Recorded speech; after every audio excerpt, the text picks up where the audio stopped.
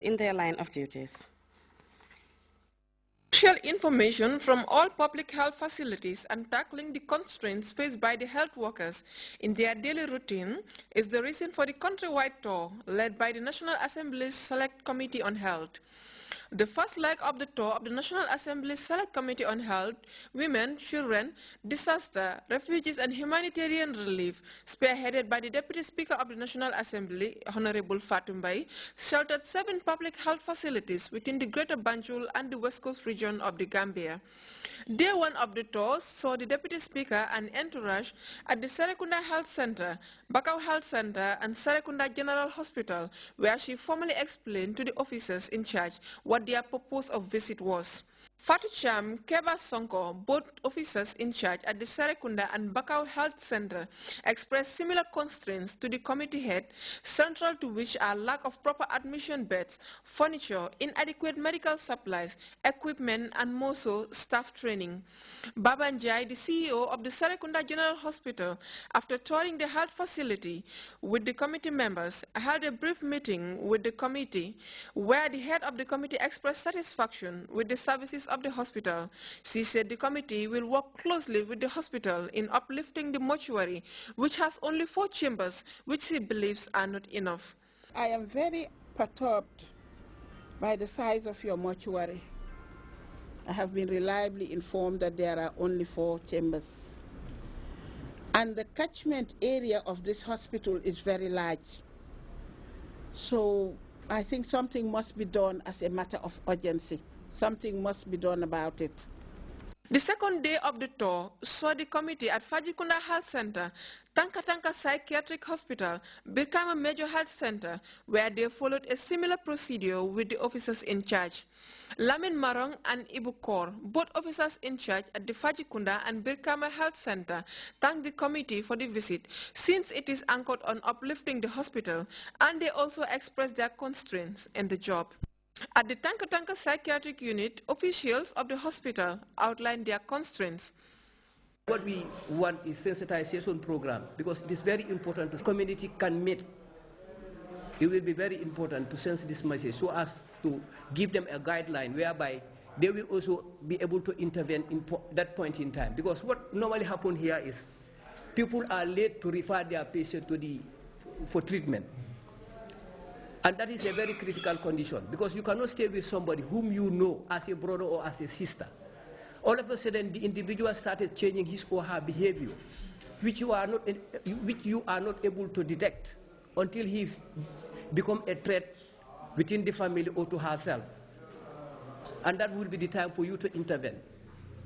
No, I'm saying no to that. You are staying with somebody, you've seen her attitude or behavior changing. Ask for immediate help. After a thorough tour conducted in these health facilities, these were the views of the committee head.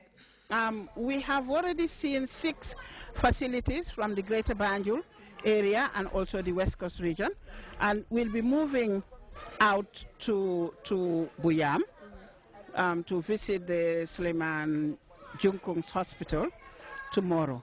And we have, as you have rightly said, we have discussed their success stories, but we have also discussed their challenges, ranging from staffing, drug availability, the erratic supply of energy, water and electricity, security, to name a few.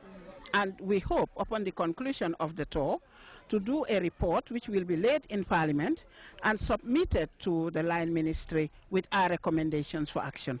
Of course, after the report is submitted, we will follow up to ensure that our recommendations are implemented.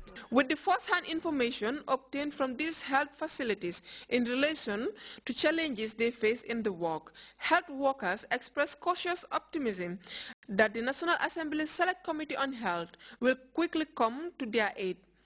Uminjai, Grts. A 5-day trainers forum on guidelines on clinical management of gender-based violence ended Friday at a local hotel. The Synergy, as Fatoumata Simaha reports, brought together social workers, police, child welfare officers, and community health nurses. One of the activities put in place by the Network Against Gender-Based Violence that seeks to bring together social workers, police child care officers and community health nurses in the front line to manage gender-based violence on psychosocial support. It is one of its kind that was held by the network to train social workers on the prevention and protection of gender-based violence. In that light brought the establishment of One Stop Center in August 2013, a multi-agency steering committee which looks at all violence-related issues.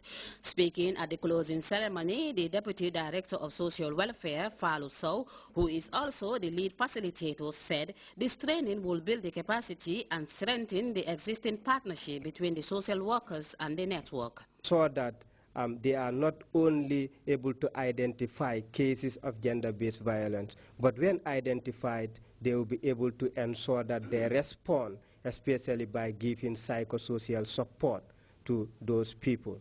We also learned from the desk review that was done by the Network Against Gender-Based Violence that there has been gaps in the response mechanisms towards gender-based violence in this country. And one of those loopholes was the issue of procedures, protocols, or guidelines that would support key professionals in ensuring that they respond effectively, on time, and efficiently towards gender-based violence. He urged participants to use the knowledge gained as gender-based violence is a moral and social crime that needs addressing. He cited that his department is keen to render their support on issues of gender-based violence. So commended the network for their crusade against gender-based violence. Gender-based violence is a serious issue that needs collaborative efforts, said Njunu Drame, the chairperson of the network. We need to work together as a team. We need to collaborate. We need to support each other. But we also ought to recognize each other's professional and statutory remit. Each of us, when we work together as a police, we probably would be able to do a lot.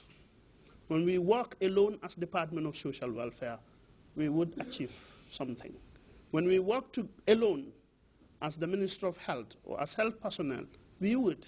But that victim, that survivor who requires all our holistic support may not or will not get the requisite support because we are working alone. Drame, in his deliberation, told participants that they need to be competent in their various disciplines in order to earn respect and admiration.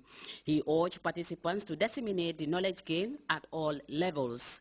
Per Jata of the Social Welfare, on behalf of participants, assured officials of using the knowledge gained in their various departments.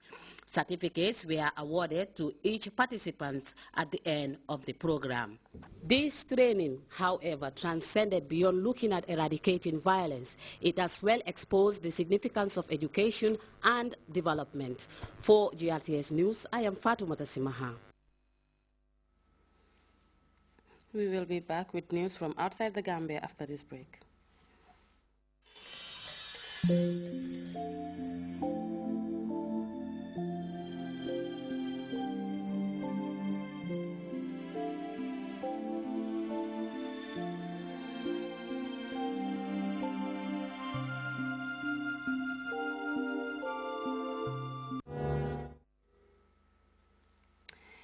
Guinea's underperforming health sector is struggling to deal with a devastating measles outbreak. Reports say at least 400 children have fell victim to the outbreak. Doctors have begun administering antibiotics to help deal with the disease, while plans are underway for an immediate vaccination campaign. We have details in this report. Since the beginning of the year, workers in this health center have been paying careful attention to children brought here. A measles epidemic has broken out in Guinea. More than 400 suspected cases have been reported in the past 3 weeks.